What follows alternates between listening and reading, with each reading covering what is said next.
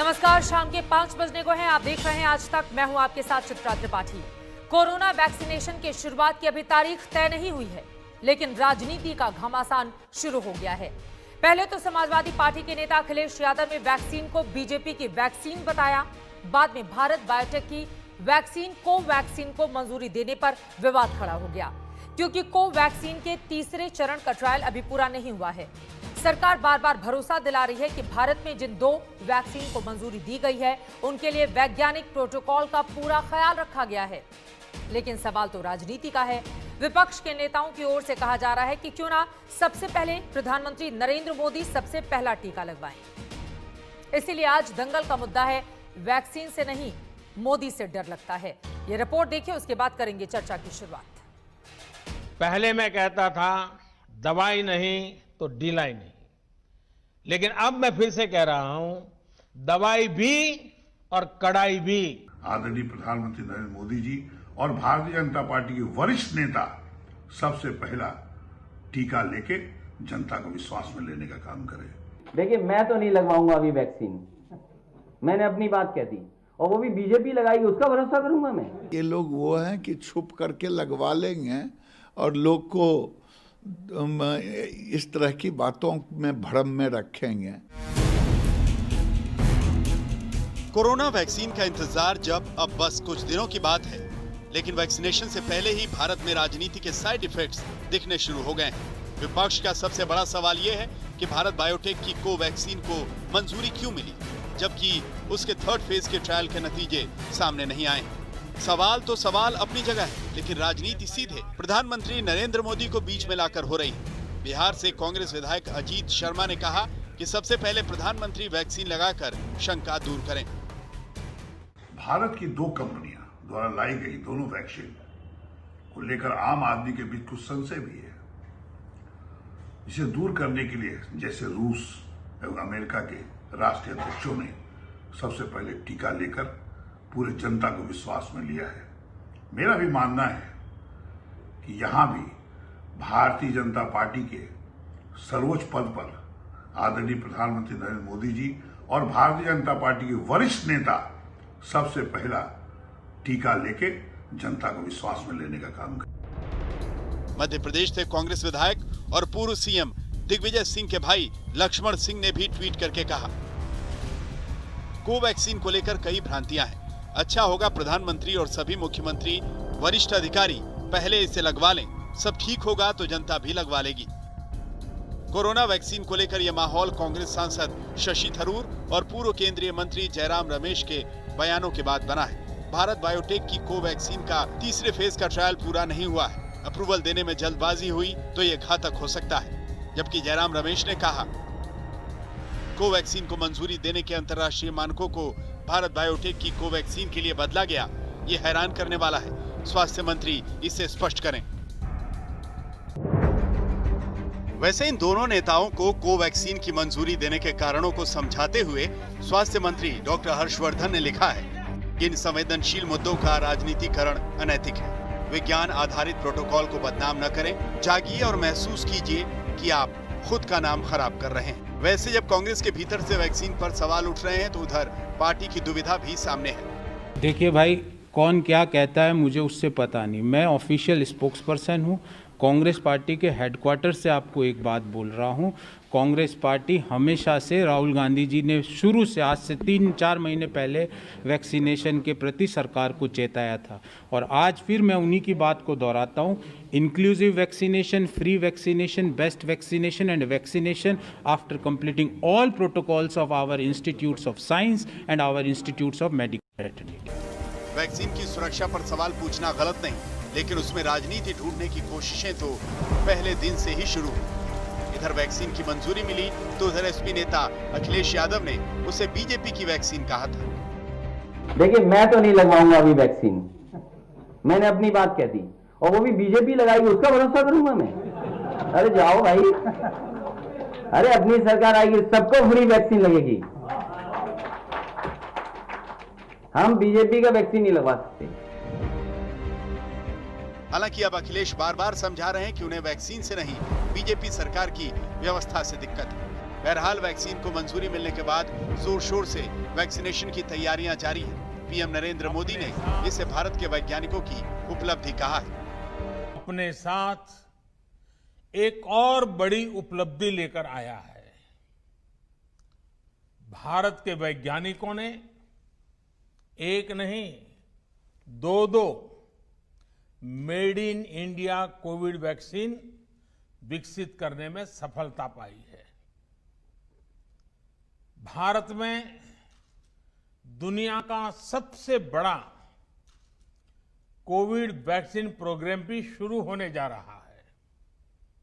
इसके लिए देश को अपने वैज्ञानिकों के योगदान पर बहुत गर्व है।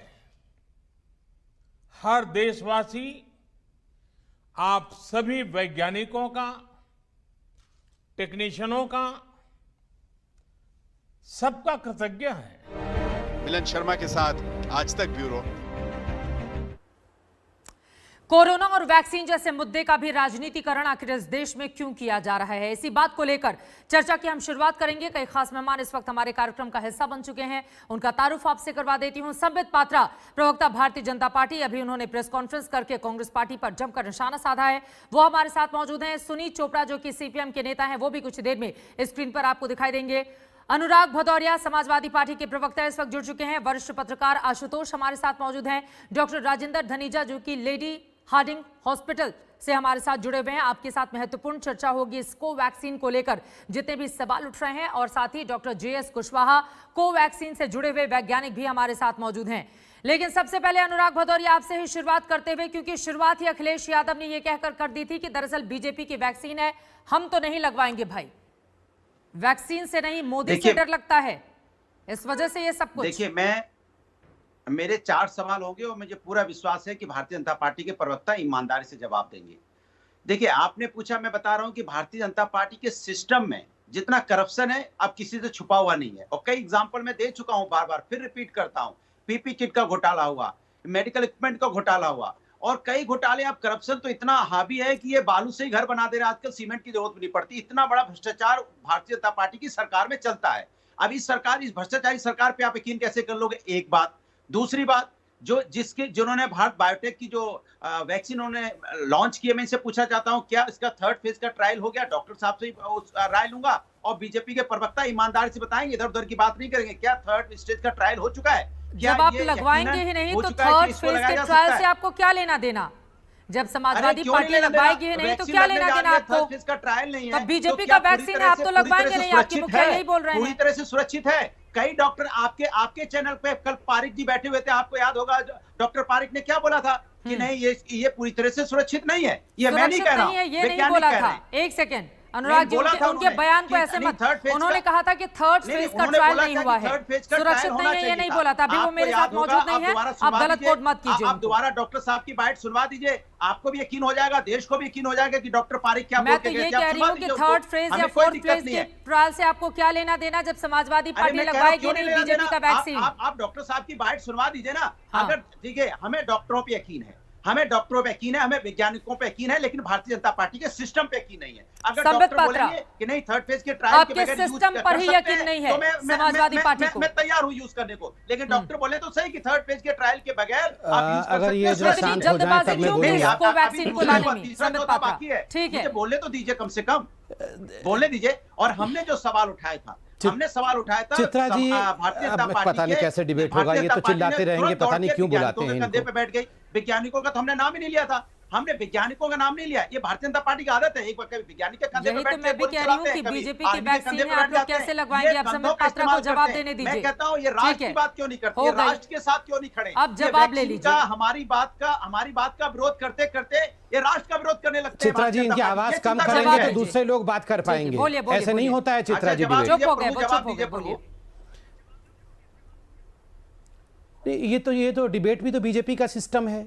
मतलब हमारी सरकार चल रही है तो ये हवा हमारी है, ये वैक्सीन हमारी है। आप पत्ते पहन के जंगल में जाइए, यहाँ क्या कर रहे हैं? इनको पत्ते दो, कोई पत्ते पहनाओ, कपड़े वपड़े छोड़ के पत्ते, ना आप पत्ते पहन के कपड़े में रहो, जाके गुफा में रहो।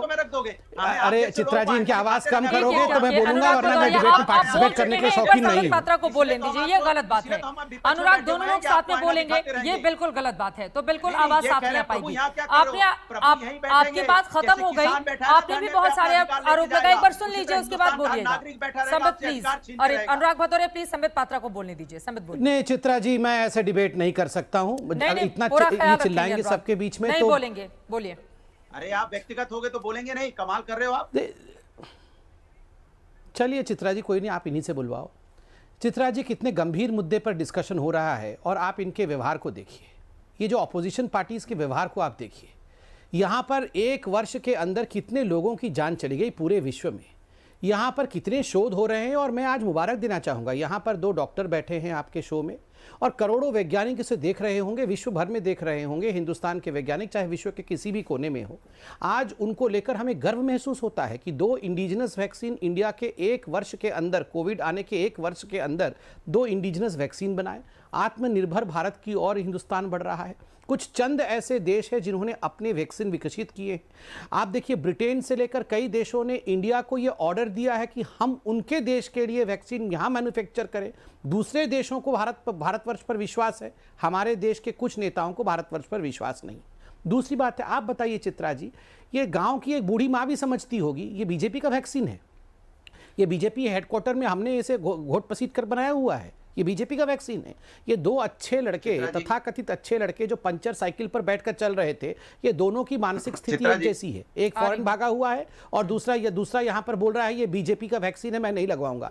मैं आज आपको स्पष्ट रूप से बोलता हूँ, अगर इनके प्रवक्ताओं को नहीं लगाना है, बिल्कुल बिल्कुल ठीक बोल रहा हूँ, पत्ते पहन के गुफा में रहो जाके यहाँ पे लोगों को। चित्रा जी, इनकी आवाज जरा कम करना, तो मैं बीच में नहीं बोलता हूँ। संवैधानिक पद पे जो लोग बैठ चुके हैं उनका तो सम्मान। चित्रा जी, ये सांस्कृतिक व्यक्ति के आवाज को कम करिए जरा। अनुराग, आप जरूर बोलिएगा, चित्रा जी, जल्दी से अपनी बात खत्म कीजिए, उसके बाद डॉक्टर्स का मैं रुख करूंगी। हाँ बोलिए संबित पात्रा। देखिए, कांग्रेस पार्टी की ओर से भी आरोप लगाए जा रहे हैं, कहा जा रहा है पहले प्रधानमंत्री नरेंद्र मोदी, उनके जितने भी मंत्रीगण हैं, अधिकारी, मुख्यमंत्री, वो लोग पहले वैक्सीन लगा लें, उसके बाद आम जनता को लगवाने दिया जाए, तब भ्रम की स्थिति जो बनी हुई है वो दूर हो जाएगी। नहीं, ये चित्रा जी, ये कांग्रेस पार्टी कौन सी चीज है? कौन सी चिड़िया का नाम कांग्रेस पार्टी है? ना 3 महीना 13 में ये कांग्रेस पार्टी है। ये कांग्रेस पार्टी आर्मी पे विश्वास नहीं करती है, बोलती है सबूत लाएगी आर्मी तब हम विश्वास करेंगे सर्जिकल स्ट्राइक पे। ये कांग्रेस पार्टी वो है जो एयरफोर्स जब एयर स्ट्राइक करती है तो एयरफोर्स पे विश्वास नहीं करती है। जो एयरफोर्स के हमारे हेड हैं देश के, उनके ऊपर सवाल उठाती है। उस समय धनोवा जी थे, उनके ऊपर सवाल उठा, उन्हें बीजेपी का एजेंट बताया था। जब राम मंदिर का विषय आता है तो सुप्रीम कोर्ट पे सवाल उठाती है। इलेक्शन में हार जाते हैं तो इलेक्शन कमीशन को कटघरे पे खड़े करते हैं। वैक्सीन को लेकर वैज्ञानिकों और डॉक्टरों को कटघरे में खड़े करते हैं और खुद भाग के मिलान में बैठे हुए हैं राहुल गांधी। ये इनका चरित्र है। इस कांग्रेस पार्टी को हम जवाब देंगे इतने गंभीर विषय पे। हमारे देश के वैज्ञानिकों ने और पूरे, आप देखिए, मैं आपको पढ़ देता हूं, ये जनता के लिए बहुत आवश्यक है। Drug controller general of India V G. Somani ji, कोविड-19 subject expert committee of the central drug standard control organisation CDSCO, ICMR के डॉक्टर बलराम भार्गव जी जो DG हैं, हेल्थ मिनिस्ट्री डॉक्टर हर्षवर्धन, इन सब ने पूरे अकाउंट्स के साथ कि कोवैक्सीन क्या है, कोविशील्ड लगेगा मुख्यतः, और कोवैक्सीन जो है वो एक इमरजेंसी यूज के लिए, अगर म्यूटेंट वैरायटी आती है और अगर एक आपदा की सिचुएशन आती है तब कोवैक्सीन जो है वो लगाया जाएगा। 23,000 लोगों के ऊपर किस प्रकार एक फेज 3 ट्रायल चल रहा है, 3-4 दिनों के अंदर वो कंट्रोल हो रहा है। और मैं ये 4 लाइन पढ़ना चाहूंगा रीअश्योरेंस जनता के लिए। ये DCGI, drug controller general of India, V.G. Somani ji ने कहा था, और मैं पढ़ देता हूं कल का उनका statement. We will never approve anything if there is even the slightest safety concern. Vaccines are 110% safe. Some side effects like mild fever, pain and allergy are common for every vaccine. खुद सोमानी जी ने कहा कि 110% safe है। अब हम यहाँ पर time waste करेंगे ये राहुल गांधी को समझाने के लिए और ये अखिलेश यादव को समझाने के लिए। ये सवाल तो अपने आप में महत्वपूर्ण हो जाता है। विपक्ष की ओर से आखिर बार-बार अपने वैज्ञानिकों पर तो कम से कम भरोसा अब किया जाना चाहिए, क्योंकि ये वैक्सीन बीजेपी दफ्तर में, वहां के मुख्यालय में तो इसको घोंट कर नहीं बनाया गया जैसा कि संबित कर रहे हैं। इसके पहले कि आप जवाब दीजिए, मैं सीधे दीपक कुमार जी आपका रुख करना चाहूंगी कोवैक्सीन से जुड़े हुए। दीपक कुमार जी, जो कि कांग्रेस के समर्थक है, वो भी हमारे साथ जुड़ चुके हैं। दीपक जी, आपसे मैं जवाब जानना चाहूंगी। ये आपके नेताओं की ओर से एक के बाद एक सवाल खड़े किए जाते हैं। वैक्सीन को लेकर एक भरोसा जो पैदा करना विपक्ष का भी उतना ही काम है जितना कि सत्ताधारी दल का, लेकिन आप लोगों की ओर से लोगों के मन में ये भ्रम डालने की कोशिश क्यों की जा रही है? चित्रा जी, सबसे पहले मैं बताना चाहूंगा कि जो विपक्ष सवाल उठा रहा है वो जनता के हित के लिए उठा रहा है, विपक्ष का हित इसमें नहीं है। संबित पात्रा अनर्गल अलाप विधवा विलाप करते हैं कांग्रेस पार्टी के नाम पे, कि चीन के नाम पे, फलाने के नाम पे, ढिम के नाम। संबित पात्रा कुछ भी बोल सकते हो, वो बोलने में ही खिचड़ी पकाते हैं। रही बात, मैं कोवैक्सीन की आज बात करूंगा। देश में वैक्सीन जब 100% गारंटी अगर नहीं उतरेगी तो फिर कैसे जनता को लगाया जाएगा? आप कुछ चुनिंदा कंपनियों को ठेका देके उनको फायदा पहुंचाने के लिए मोदी जी के दबाव में अभी देखिएगा 2-4 डायरेक्टर आपको इस्तीफा देंगे, कंट्री के जो एम्स के हैं और बड़ी बड़ी कंपनियों के, वो इस्तीफा देंगे क्योंकि उनसे कांग्रेस पार्टी से वैज्ञानिकों की बात हो गई है कि हम इस्तीफा देने जा रहे हैं और कह दिया जा रहा है कि भैया आप इतने जल्दी इस देश में प्रूव कर दो कि कोवैक्सीन तैयार है हमारे, क्योंकि आपको अमेरिका से मुकाबला करना है, आपको चाइना से मुकाबला करना है, आपको जापान से मुकाबला। अरे भैया, आपको अपने बारे में पता ही नहीं है। संबित पात्रा वही संबित पात्रा है जो 5 ट्रिलियन अगर किसी बेहतरी के लिए दूसरे देशों से मुकाबला किया जाए दीपक जी, तो क्या वो गलत है?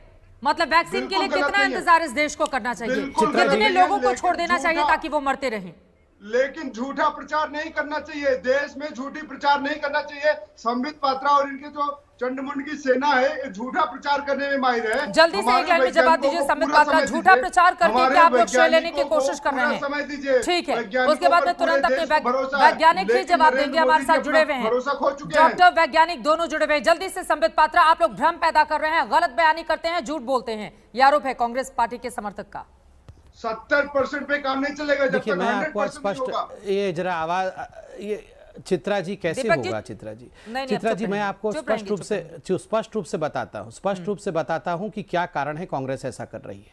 जब इंडिया आत्मनिर्भर बन रही है, भारत अपने कंधों पर पूरे भार को उठा रही है, विश्व आज भारत को सराह रहा है। ये जो 2008 में माँ बेटे चाइना में, दोनों लोग बोलेंगे, सुनाई नहीं देगा। दीपक प्लीज, जब आप बोल रहे थे वो नहीं बोल रहे थे। चित्रा जी, ऐसे आप इन लोगों के साथ डिबेट में मत बुलाया करिए। चित्रा जी, कहाँ से 3rd ग्रेड लोगों को ढूंढ के आप लाते हैं, इनके साथ डिबेट करना पड़ता है? बताइए। व्यक्तिगत टिप्पणी नहीं। आवाज कम करिए। दीपक प्लीज एक बार बोलने दीजिए। छोड़ दीजिए, बीजेपी को बुलाना बंद कर दीजिए। अगर बीजेपी बोल नहीं सकती है तो आप बीजेपी को बुलाइए मत। फिर जो सवाल पूछ रहे हैं दीपक, उसका जवाब तो ले लीजिए। सिर्फ आरोप लगाना तो ठीक नहीं। नहीं, शांत रहिए, बोले सब, बोले जल्दी से। हमारे साथ भगवान है क्या कि संबित पात्रा की बात सुनी जाएगी? तुम्हारा भगवान तो राहुल गांधी है, जाओ उसके पास, अभी शांति से बैठिए। भगवान नरेंद्र मोदी है ना, नरेंद्र मोदी की बात सुनो और जाकर उनको सुनाओ यहाँ बैठ के। चित्रा जी, आप इनकी आवाज कम करेंगे। बीजेपी को बुलाते हैं तो बीजेपी का पॉइंट आप जरूर सुनिए। चित्रा जी, कैसे डिबेट हो रही है? चित्रा जी, क्या हो रहा है? कौन सा ग्रेड है? कोई बात नहीं चित्रा जी, मुझे लगता है बीजेपी की आवश्यकता नहीं है। Thank you so much. Deepak Kumar, मैं चाहूंगी एक सेकंड, संबित एक सेकंड रुकिए। दीपक जी प्लीज, आपसे गुजारिश है, से कंट्रोल नहीं होता। रोहित जी आएंगे तो आएंगे डिबेट। प्लीज दीपक कुमार, एक सेकंड। आपसे हाथ जोड़ के अनुरोध है कि संबित पात्रा ये नहीं डिसाइड करेंगे कि मेरा ग्रेड क्या है, मेरा ग्रेड नहीं है। दीपक कुमार, हो गई आपकी बात। और संबित पात्रा, ठीक है, अगर मान लीजिए वो कोई क्रॉस क्वेश्चन करते हैं। नहीं, संबित एक सेकंड, ऐसे नाराज होकर जाना नहीं चाहिए। सारे सवाल आपसे ही हैं, चाहे समाजवादी पार्टी या कांग्रेस हो। ये बात क्या है कि चले जाना डिबेट से, ये तो ठीक नहीं है ना संबित? नहीं चित्रा जी, कोई नहीं चित्रा जी, ये जो लड़ाइयाँ आप लोग करवाते हैं ना, आप लोग, मैं तो शांति से इनको सुनता हूँ, आप लोग जानबूझ के आवाज़ इनकी कंट्रोल करते नहीं है। लोग सुन नहीं पाते, समझ नहीं पाते, ये लड़ाइयाँ पसंद नहीं है। अगर बोलने का मौका मिलेगा तो बोलेंगे, वरना आपसे नहीं, आप बोलिए। अगर उनकी आवाज को हम कंट्रोल करेंगे तो फिर वही लोग सवाल उठाएंगे कि विपक्ष की आवाज को कंट्रोल किया जाता है। इसीलिए उनकी बात को भी तवज्जो दी जानी चाहिए। आपको भी, आप अपनी बात मुद्दे पर आइए, मुद्दे पर। संबित पात्रा प्लीज। देखिए चित्रा जी, मूर्खों को कभी तवज्जो नहीं देना चाहिए। अब मैं किसी पार्टी को मूर्ख नहीं बोल रहा हूं। जो कहते हैं कि ये वैक्सीन बीजेपी का वैक्सीन है, जो कहते हैं कि बीजेपी ने अपने मुख्यालय में ये वैक्सीन बनाया है, उनके बातों को तवज्जो नहीं दिया जाना चाहिए। ये बहुत गंभीर विषय है। इस विषय पर ये क्या कह रहे थे अभी? ये कह रहे थे कि कोई ट्रायल नहीं हुआ है, यहाँ पर झूठ बोला जा रहा है।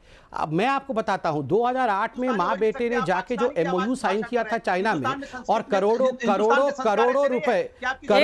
क्या हो रहा है? मैं एक सेंटेंस तो बोल नहीं पा रहा हूं, एक सेंटेंस नहीं बोल पा रहा हूं, एक सेंटेंस तो बोला नहीं जा रहा है। मोदी जी बोलता हूँ, अमित शाह जी बोलता हूँ, पात्रा जी बोलता हूँ, ये मेरे संस्कार है। आप किसको चित्रा जी बोल एक सकते हैं? सेंटेंस बोला जा चलिए सकता ठीक है। है, आगे मैं बढ़ते हुए complete हो गई, आप 30 दोनों सेकंड लोगों तो की कर बात लूं। हो गई। ठीक है, बात को यहीं पर खत्म करते हैं। अब जरा अपने दूसरे मेहमानों को लेकर आते हैं प्लीज। एक सेकंड, 2-3 बातें मुझे लगता है जिसका स्पष्टीकरण संबित, एक सेकंड संबित पात्रा आपसे भी गुजारिश है, और बाकी दोनों जो विपक्ष के, प्लीज आप तमाम लोगों से, सभी लोगों की आवाज डाउन कीजिए, सभी लोगों की आवाज डाउन कीजिए। नंबर 1 संबित पात्रा, ये डिबेट है, अगर बीच में किसी को कोई बात ठीक नहीं लगती है तो वो आपसे क्रॉस क्वेश्चन कर सकता है। आप इतने बड़े डिबेटर रहे हैं, आप इतने बड़े प्रवक्ता हैं, इस बात का आपको ध्यान रखना चाहिए।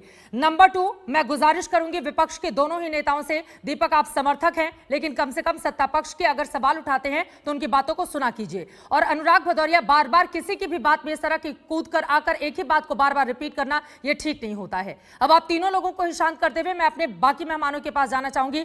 डॉक्टर JS कुशवाहा जी, चूंकि आप कोवैक्सीन से जुड़े हुए वैज्ञानिक हैं, इस वजह से सबसे ज्यादा सवाल कोवैक्सीन को लेकर ही खड़े हो रहे हैं कि थर्ड फेज का ट्रायल किया नहीं गया, आखिर जल्दबाजी में इस कोवैक्सीन को मंजूरी क्यों दी गई है। लोगों के मन में, खासतौर से विपक्षी पार्टियों के मन में जो सवाल है, कैसे उस सवाल का जवाब आप देंगे?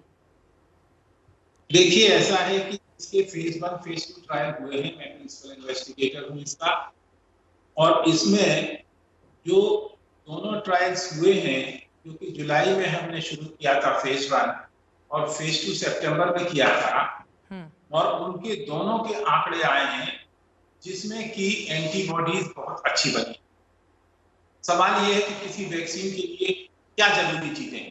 पहला तो ये है कि वैक्सीन सेफ है, वैक्सीन की सेफ्टी बड़ी इंपॉर्टेंट है। दूसरा ये है कि एंटीबॉडीज बन रही है कि नहीं बन रही।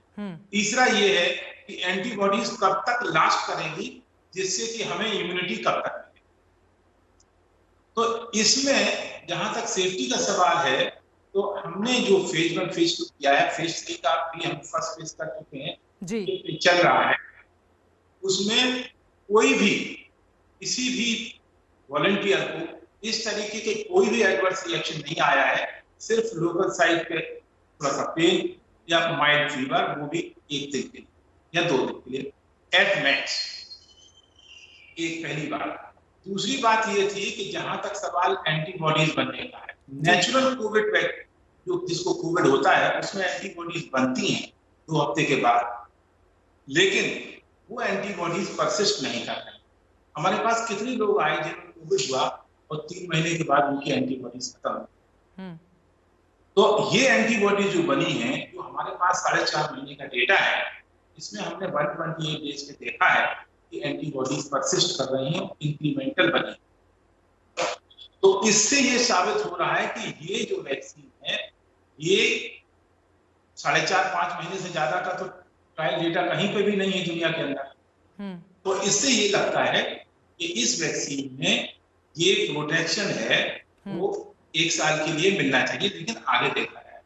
फेज 3 ट्रायल का जो फेज 1 था, क्योंकि हम लोग 0 to 28 डेज पे देते हैं, तो 0 वाला जो हमने दिया है वो हो चुका है। उसका जो सेकंड डोज का चल रहा है, इमरजेंसी अप्रूवल इसलिए देखा गया कि जो कोविड है वो हमारे देश में सेकंड वेव या वो ना आए। अगर उन लोगों को जिनको वैक्सीन दी गई उन्हें कोई प्रॉब्लम नहीं हुई है, तो इसलिए ये लगता है कि वैक्सीन ये सेफ है एंड प्रोटेक्शन भी है। सर, जल्दी से जवाब मैं आपसे चाहूंगी, क्योंकि ये वैक्सीन पूरी तरह से सुरक्षित है या फिर इस वैक्सीन की सफलता की गारंटी भी आप दे रहे हैं कि इसकी वजह से कोरोना नहीं होगा? इसको भी लेकर लोग सवाल पूछ रहे हैं, जल्दी से इसका जवाब दे दीजिए, उसके बाद बाकी लोगों के पास में जाऊंगी। देखिए, ऐसा है कि एंटीबॉडीज बन रही हैं वायरस को, जब वायरस आता है बॉडी में तो एंटीबॉडीज उसको किल करने की, तो इससे ऐसा लग रहा है कि इससे प्रोटेक्शन मिलेगा, क्योंकि कोरोना से आपको प्रोटेक्शन चाहिए तो या तो हर्ड इम्यूनिटी होना चाहिए जो 80-90% इम्पैक्ट हो जाए, लेकिन वो भी नेचुरल इम्यूनिटी नहीं मिल रही है। इसलिए वैक्सीन ही एक सहारा है जिससे कोरोना से बच सकते हैं। ठीक है, ये महत्वपूर्ण जानकारी आपकी ओर से दी गई है। डॉक्टर राजेंद्र धनीजा, मैं आपके पास आते हुए ये जो तमाम तरह, आशुतोष उसके बाद में फौरन लौटूंगी आपके पास, ये जो तमाम तरह के सवाल लोगों के जेहन में है, आम आदमी भी अब भ्रम की स्थिति में है कि सरकार की ओर से कुछ और बातें कही जा रही हैं, विपक्ष पार्टियां लगातार सवाल उठा रही हैं, थर्ड फेज का ट्रायल क्यों नहीं किया गया, इतनी जल्दबाजी क्यों की गई। तो इसको लेकर मैं चाहूंगी, चूंकि आप डॉक्टर हैं, आप ज्यादा क्लियर स्थिति कर पाएंगे, क्या वास्तव में जल्दबाजी की गई या चूंकि तमाम जितने भी वैज्ञानिक मेजर्स होते हैं उसको फॉलो किया गया और उसके बाद इसको बाजार में लाने की बात हो रही है? धन्यवाद चित्रा जी। मैं एज ए साइंटिस्ट और एज ए साइंस के स्टूडेंट की हिसाब से मैं आपसे बात कर रहा हूँ। ये मेरी एक व्यक्तिगत राय भी है और क्योंकि मैं साइंस और रिसर्चर हूँ तो मैं उसी एंगल से बात करूँगा, साइंटिफिक टेम्पर और साइंटिफिक थिंकिंग के हिसाब से बात करूँगा मैं। ये जो सब मुद्दा, जो पहली बात तो मैं ये मानता हूँ कि साइंस और पॉलिटिक्स को नहीं जोड़ना चाहिए। ये बहुत ही इंपॉर्टेंट डे है, लैंडमार्क डे है। कोविड की लड़ाई में पूरी दुनिया लगी हुई थी पिछले एक साल से। Everybody was racing for the vaccine कि हम बनाएं वैक्सीन और इस महामारी को खत्म करें। WHO ने जब ये पैंडेमिक डिक्लेयर किया था तो this was called as a humanitarian crisis. ये एक मानवीय क्राइसिस है और इसके लिए बहुत इंपॉर्टेंट चीज है कि हम सब मिलजुल कर काम करें। पूरे देश लगे हुए थे, पूरी दुनिया में जितने कोलैबोरेशंस हुई हैं between countries, between scientific organisations and scientific institutions, उसके बाद ये जो 10 साल का जो वैक्सीन का जो प्रोग्राम चलता है वो एक साल में बन पाया। It was all because of the collective effort of all the countries. अब इस जब वैक्सीन की बात करें, हम कोवैक्सीन की बात करें, तो आपको मालूम, मैं आपको ये बताना चाहता हूँ कि क्या प्रोसेस के तहत से ये वैक्सीन जो अप्रूव हुई है। There is a new drugs and clinical trial rules 2019 जिसमें दो चीजों का प्रावधान है। एक तो ये है कि एक्सेलरेटेड प्रोसेस, कि जल्दी से अप्रूवल की प्रक्रिया खत्म की जाए जो इसमें हुई है, और दूसरा प्रावधान ये है कि provision for granting approval to a drug और vaccine that is in a clinical trial, जैसे ये है कि क्लिनिकल ट्रायल में provided there is a prima facie case of vaccine of being meaningful therapeutic benefit and safe. So ये एक नियम 2019 में आया है, ऐसा नहीं है कि ये उस समय तो कोविड नहीं था। उसी नियम के तहत जो है ये अप्रूवल हुआ है, और अप्रूवल भी जो हुआ है मैं आपको ये बता दूं कि कोई रेगुलर अप्रूवल नहीं है। दिस अप्रूवल की बड़ी लैंग्वेज देखिए, दोनों वैक्सीन के अप्रूवल में डिफरेंट लैंग्वेज है, जिससे हम ये मानते हैं कि दोनों की रिसर्च की स्टेज अलग अलग है। जो कोवैक्सीन को अप्रूवल मिला है वो restricted use in emergency situation in public interest as an abundant precaution in the clinical trial mode. So basically this is a extension of the clinical trial. So this is proactive strategy कि we are chasing the virus rather than virus is chasing us. So it is a backup plan trial condition में ही ये use होगा, government की authority के under use होगा और government की कंट्रोल में यूज होगा। और एक चीज मैं छोटी सी और आपको बताना चाहता हूँ कि ये सिर्फ हिंदुस्तान में नहीं हुआ है, ये बाकी कंट्रीज में भी ऐसा हुआ है कि फेज 3 ट्रायल से पहले अप्रूवल्स मिली हैं। चाइना में 2 वैक्सीन हैं, साइनोवैक और साइनोफार्मा, जिसको थाईलैंड ने भी आज ऑर्डर दिया है, इजिप्ट ने भी ऑर्डर दिया है। रशिया में एक स्पुतनिक वैक्सीन जो है बिना फेज 3 ट्रायल के लगाई जा रही है। हमारे देश में भी उसका ट्रायल चल रहा है। गल्फ में मेरे अपने जो न्यूरोलॉजिस्ट दोस्त हैं उन्होंने चाइना वाली जो वैक्सीन लगवाई है, और क्योंकि उस कंट्री में लग रही है। सो ये सब चीजें देखते हुए मुझे ये लगता है कि आज साइंस का दिन है। साइंटिफिक कम्युनिटी को आपको अप्रिशिएट करना चाहिए रादर देन पॉलिटिक्स। यही सबसे महत्वपूर्ण बात है। एक चीज मैं आपको बताता हूं, वक्त की कमी है, ब्रेक के लिए मुझे रुकना पड़ा है। आशुतोष, मैं फौरन आपके पास आऊंगी। और देखिए, अनुराग भदौरिया, दीपक कुमार, आपके ज्यादा बोलने की वजह से संबित पात्रा फिलहाल डिबेट छोड़कर चले गए हैं। मैं उम्मीद करती हूं कि उनका गुस्सा आप लोगों के ऊपर जो था वो शांत हो और दोबारा उनकी डिबेट में वापसी हो। छोटे से ब्रेक के बाद हम फौरन लौट रहे हैं, लेकिन सबसे बड़ा सवाल यह है कि आखिर विपक्ष की ओर से बार बार ये सवाल क्यों खड़े किए जा रहे हैं, जब साइंटिस्ट पर भरोसा करने का वक्त आ गया है। कम समय में अगर बड़ी उपलब्धि हिंदुस्तान हासिल कर रहा है तो इसको लेकर इतने सारे सवाल क्यों खड़े हो रहे हैं। कोवैक्सीन को लेकर बार बार जो सवाल खड़े किए जा रहे हैं, उसी बात को लेकर दंगल में हम चर्चा कर रहे हैं। अब सीधे मैं आपका रुख करते हुए, आशुतोष जी, बहुत देर से मैं आपके पास नहीं आ पाई थी, क्योंकि अगर कम वक्त में हमारे वैज्ञानिकों की ओर से ये बड़ी उपलब्धि हासिल की जा रही है तो विपक्ष का ये सवाल उठाना कितना जायज आपको नजर आता है, क्योंकि इसकी वजह से एक भ्रम की स्थिति भी देश में बनती है कि थर्ड फेज का ट्रायल हुआ नहीं और पहले से ही इसको क्वेश्चन किए जाने लगे। फिर जनता कैसे आएगी, वो कैसे कहेगी कि हाँ, हम वैक्सीनेशन के लिए तैयार हैं। देखिए चित्रा जी, मेरे लिए इस बात का कोई मतलब नहीं है कि अखिलेश यादव जी क्या कहते हैं, राहुल गांधी क्या कहते हैं, देश के प्रधानमंत्री नरेंद्र मोदी जी हैं, या संबित पात्रा क्या कहते हैं। मेरे लिए महत्वपूर्ण इस बात का है कि ये एक साइंटिफिक एंडेवर है, एक वैज्ञानिक प्रयोग है, और इसमें वैज्ञानिक क्या कहते हैं, ये मेरे लिए ज्यादा महत्वपूर्ण बात है। मैं अभी आपको 2 अखबार दिखा देता हूं। एक अखबार हिंदुस्तान टाइम्स है और एक अखबार है टाइम्स ऑफ इंडिया। ये हिंदुस्तान टाइम्स है, वो साफ तौर पर लिख रहा है कि expert flag concern over the limited data. दूसरी तरफ ये टाइम्स ऑफ इंडिया अखबार है जिसमें भी इसी तरीके की बात लिखी गई है। वेलोर में है जिनका नाम है गगनदीप कांग, उनको कहा आई एम कंफ्यूज्ड, मुझे तो समझ में नहीं आ रहा ये हो क्या रहा है। एक दूसरे साइंटिस्ट है जिन्होंने कहा कि भाई आई एम शॉक्ड, और एक तीसरी साइंटिस्ट है जिनका नाम है Malini Aisola, it is absolutely shocking. तो ये जो वैज्ञानिक कम्युनिटी है उनका ये कहना यह है कि दरअसल जिस तरीके से इसको अप्रूवल दिया गया है इसमें जरूर कोई दिक्कत है।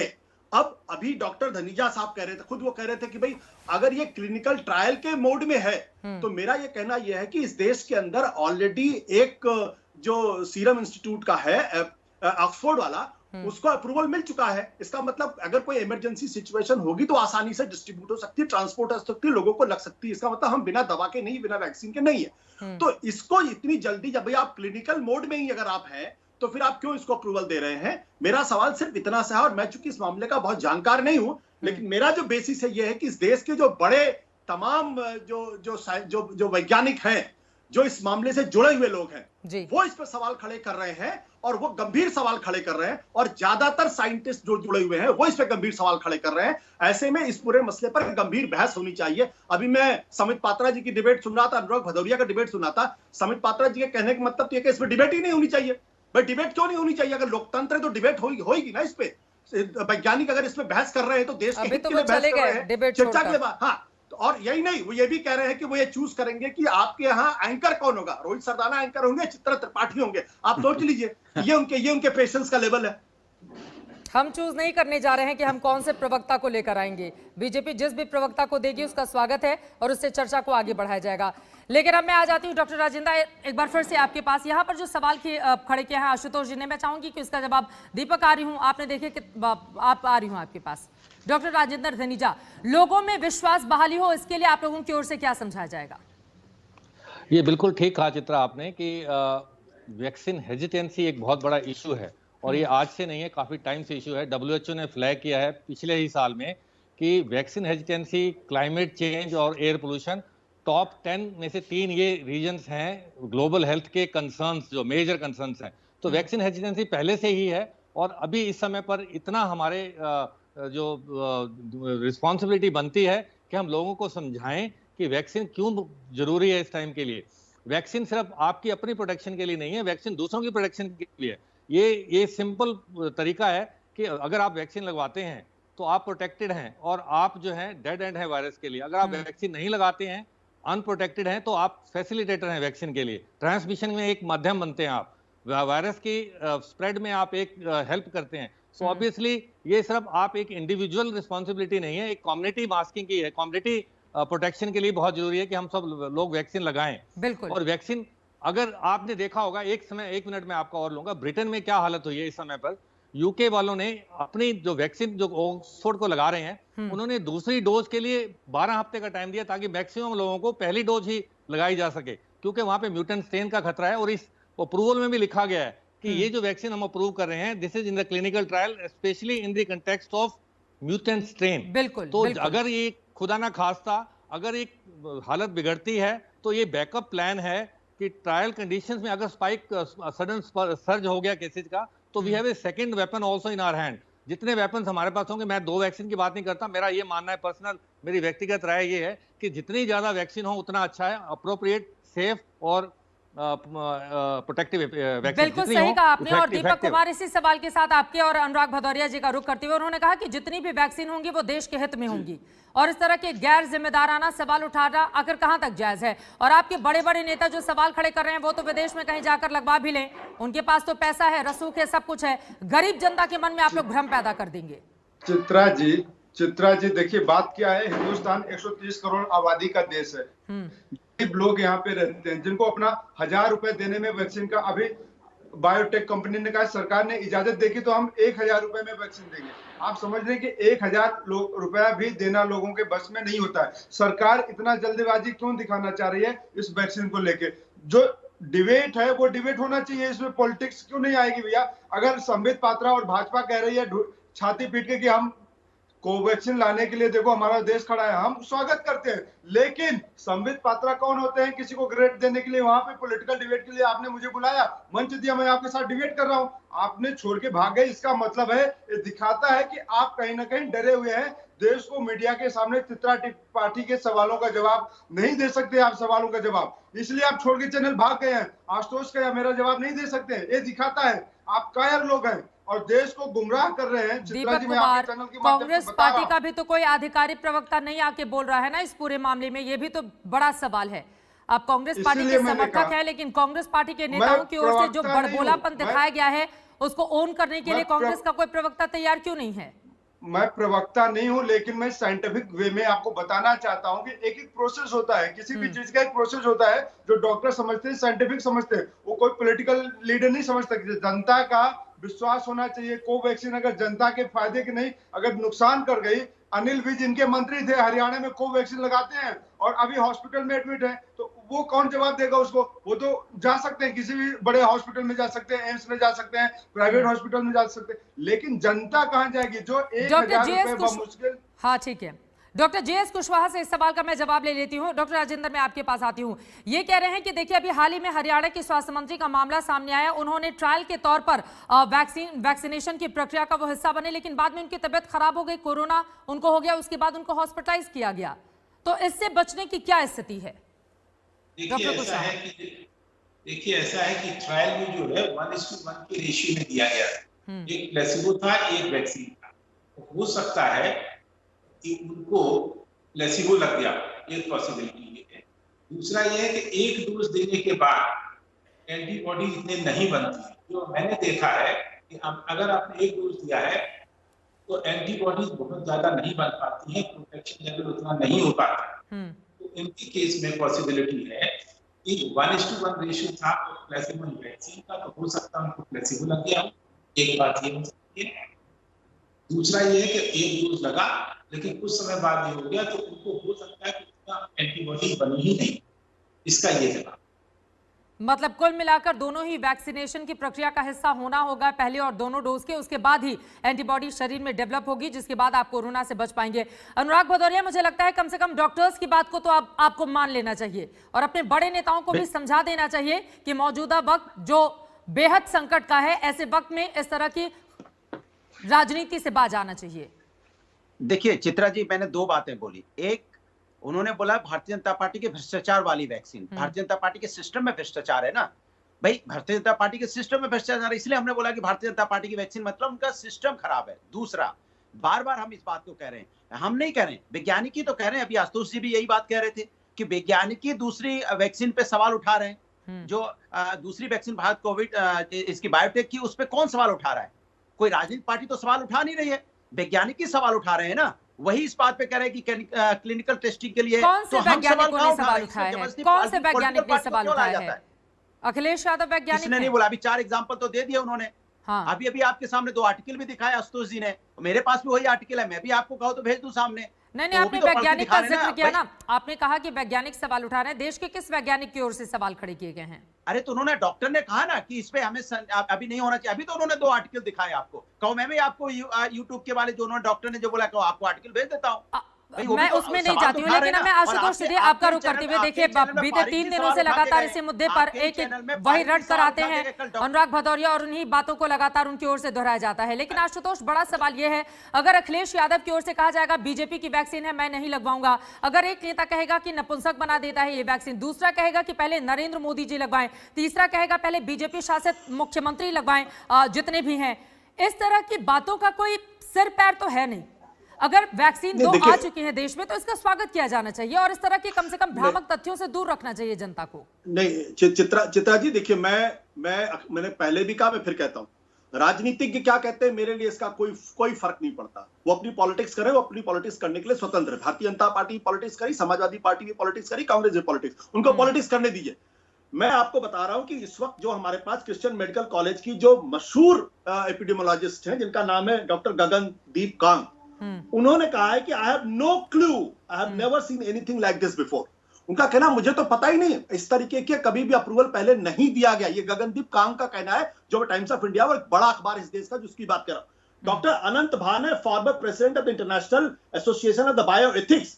उन्होंने कहा है there is no confidence in the way the approval were done and in a language that seems to be more creative writing that based on the any law.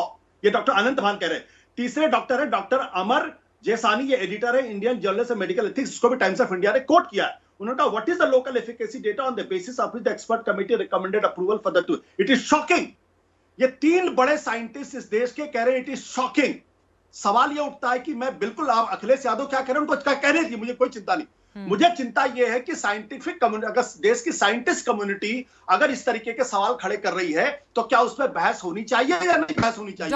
या भारतीय जनता पार्टी और सरकार आपके मुंह बंद करेगी, बोलेगी आपको बोलने का अधिकार नहीं, अगर आप बोलेंगे तो आप देश के खिलाफ बोलेंगे। ये कौन सी भाषा है? मुझे आपत्ति इस बात को लेकर। इसका मतलब क्या डॉक्टर गगनदीप कांग ये देशद्रोही है? क्या ये डॉक्टर अनंत भान ये देशद्रोही हैं? क्या ये अमर जैसानी ये देशद्रोही हैं? और क्या डॉक्टर धनीजा जी से मैं सवाल पूछना चाहता हूं, जो उन्होंने भी बातचीत कही है कि क्या ये जो क्लिनिकल ट्रायल मोड क्या होता है? इसका मतलब ये है कि आपका ट्रायल अभी कंप्लीट ही 3rd फेज का जो ट्रायल है कंप्लीट नहीं हुआ है। डेटा आप पब्लिक क्यों नहीं कर रहे? आप डेटा पब्लिक करिए, क्योंकि ऑक्सफोर्ड वालों ने अपना डेटा पब्लिक किया है। जहां तक रूस और चाइना की बात है, उनके वैक्सीन पर इंटरनेशनल लेवल पे संदेह पैदा किया जा चुका है और उनके वैक्सीन को क्रेडिबल नहीं माना जा रहा है। तो कृपया करके रूस और चीन का उदाहरण इस सवाल का जवाब ले लेती हूं। डॉक्टर राजेंद्र धनीजा, देश है और लोकतांत्रिक देश में बहस होगी, और जो बहस छोड़ के भाग जाते हैं उनको सोचना चाहिए कि वो कितने लोकतांत्रिक है। डॉक्टर राजेंद्र धनीजा, जो बहस छोड़कर भाग चुका है उसको छोड़ देते हैं थोड़ी देर के लिए आशुतोष, लेकिन डॉक्टर राजेंद्र धनीजा ये भी महत्वपूर्ण सवाल है ना कि देश के भीतर बहुत सारी ऐसी आवाजें हैं जो ये पूछ रही हैं बार बार कि आखिर इतनी जल्दबाजी, क्योंकि जल्दबाजी में अगर कोई वैक्सीन लगाई जाती है तो उसके बाद हो सकता है इसके साइड इफेक्ट बुरे तौर पर निकलकर सामने आए, फिर उसके बाद किसकी जिम्मेदारी और जवाबदेही तय की जाएगी? देखिए चित्रा जी, मैं कोविड हॉस्पिटल में काम करता हूं, मेरा हॉस्पिटल कोविड हॉस्पिटल है। मैं रोज देखता हूं कितने पेशेंट्स की क्या हालत हो रही है और कितने 1 साल से हम उस स्थिति से गुजर रहे हैं। ये एक एक्स्ट्रा ऑर्डिनरी सिचुएशन है, पहली बात। और दूसरी बात ये कि जो आज कोवैक्सीन के ऊपर चर्चा चल रही है, सभी ट्रायल्स की जो पब्लिकेशंस हैं वो अप्रूवल्स के बाद आए हैं। अगर आपने देखा होगा कि आसपास दोनों जगह पे जो कंपनीज हैं दोनों जगह पे डालती हैं अपनी एप्लीकेशन फॉर अप्रूवल और पब्लिक पेयर रिव्यू पब्लिकेशंस के लिए। तो हो सकता है कि आने वाले टाइम में विद इन वीक्स ये भी डाटा पब्लिश हो जाएगा, नंबर 1। नंबर 2, ये जो वैक्सीन, जो मेरी अंडरस्टैंडिंग है, मेरी व्यक्तिगत राय ये है, मैंने भी वो आर्टिकल पढ़ा है जो जिनकी चर्चा हो रही है हिंदुस्तान टाइम्स में और टाइम्स ऑफ इंडिया में, उसमें दोनों तरह के व्यूज हैं। हम एक ही तरह के व्यूज की क्यों बात करते हैं कि उन्होंने ये कहा, उन्होंने ये कहा, उन्होंने ये कहा। उसमें 4 आवाजें ऐसी भी हैं मेरे जैसी जो ये कहती हैं कि आज एक्स्ट्रा ऑर्डिनरी सिचुएशन है, हमें वैक्सीन चाहिए और ये वैक्सीन तभी यूज होगी जब पहली वैक्सीन उपयुक्त नहीं रहेगी या पहली व्यक्ति काम हमारे कंप्लीट नहीं कर पाएगी इतनी जनता को, या अगर सिचुएशन बिगड़ती है तो। सो ये सिर्फ बैकअप प्लान है। ये कभी किसी ने नहीं कहा कि ये पहले वैक्सीन यूज होगी, पहले कोविशील्ड वैक्सीन यूज होगी। अगर खुदा ना खास्ता जरूरत पड़ी तब इस वैक्सीन के बारे में सोचा जाएगा और तब ये वैक्सीन क्लिनिकल ट्रायल मोड में ही यूज होगी। क्लिनिकल ट्रायल मोड में ही इस वैक्सीन को यूज किया जाएगा। मुझे लगता है कि तमाम सवालों के जवाब लगातार अब आशुतोष को जोड़ना चाह रहे हैं। 30 सेकंड। मैं धनीजा जी की इस राय से बिल्कुल सहमत नहीं हूं कि ये इमरजेंसी, अगर जिस वैक्सीन की क्रेडिबिलिटी पर अभी भी सवाल खड़ा हो गया है, वो इमरजेंसी सिचुएशन है। बैकअप का क्या मतलब? बैकअप का मतलब होता है बहुत ही सॉलिड और जिस पर विश्वास किया जा सके। ऐसा नहीं कि जिसपे संदेह हो और जिसके ऊपर साइंटिफिक कम्युनिटी सवाल खड़े कर रही हो, उसका बैकअप की तरीके से इस्तेमाल करिए। ये गलत बात है। दूसरी बात मैं ये कहना चाहता हूं कि चाहे फाइजर हो, चाहे मोडर्ना हो, चाहे गमासा, चाहे जितना, सबने अपने डेटा पब्लिश किए हैं। मैं कहता हूं कि ये जो बायोटेक का है, आईसीएमआर ने डेटा पब्लिश क्यों नहीं किया है? अगर नहीं पब्लिश किया है तो साइंटिफिक कम्युनिटी इसकी एफिकेसी पर सवाल खड़े करेगी, और सवाल खड़ा करना लोकतंत्र के अंदर अधिकार है। इसको अंडर द कारपेट लेकिन आशुतोष, डीसीजीआई ने ये फैसला लिया है ना, उसकी ओर से अप्रूवल दिया गया है। इसमें बीजेपी या किसी पार्टी की बात कहां से आ जाती है? मैंने फिर कहा कि ये भारतीय जनता पार्टी का सवाल नहीं है, समाजवादी पार्टी का सवाल नहीं। ये साइंटिफिक कम्युनिटी के अंदर स्पष्ट तौर पर स्प्लिट है, डिवाइड है, और ये बहस की गुंजाइश पैदा है, इसलिए बहस होनी चाहिए इसमें। नहीं, बहस होनी चाहिए, यकीनन आपकी बात से मैं बिल्कुल सहमत हूं कि बहस होनी चाहिए और किसी भी मुद्दे पर बहस होनी चाहिए। और सरकार के नुमाइंदों को ये समझना भी चाहिए कि अगर बहस होती है तो बीच बहस में इस तरह से अगर आप डिबेट छोड़कर जाते हैं तो इसका सीधा सा मतलब ये हुआ कि आपके पास सवालों के जवाब नहीं है। किसी भी पार्टी पर तुरंत आकर आरोप मढ़ देना और यह कह देना कि विपक्ष गलत सवाल पूछ रहा है या अपने अध्यक्ष को खोजे, उसके बाद इस तरह की बातें नहीं होनी चाहिए। आपकी बात बिल्कुल जायज है, लेकिन सवाल इससे ज्यादा बड़ा उस मानवता को बचाने के लिए है, क्योंकि 2020 कैसा गुजरा है हम सब जानते हैं। ऐसे में अगर उम्मीद की कोई भी वैक्सीन सामने आती है तो उसको लेकर एक भरोसा होना चाहिए, क्योंकि वो वैक्सीन देश के वैज्ञानिकों की ओर से बनाई जाती है। और डॉक्टर कुशवाहा, बच्चों की आप ही लोगों की वैक्सीन, आप कानपुर में पहले दूसरे फेज के ट्रायल का हिस्सा भी रहे, आपने गौर से देखा है। मैं चाहूंगी कि उस पूरी प्रक्रिया के बारे में बताइए, जिससे कम से कम एक आम आदमी आपकी वैक्सीन पर भरोसा कर पाए।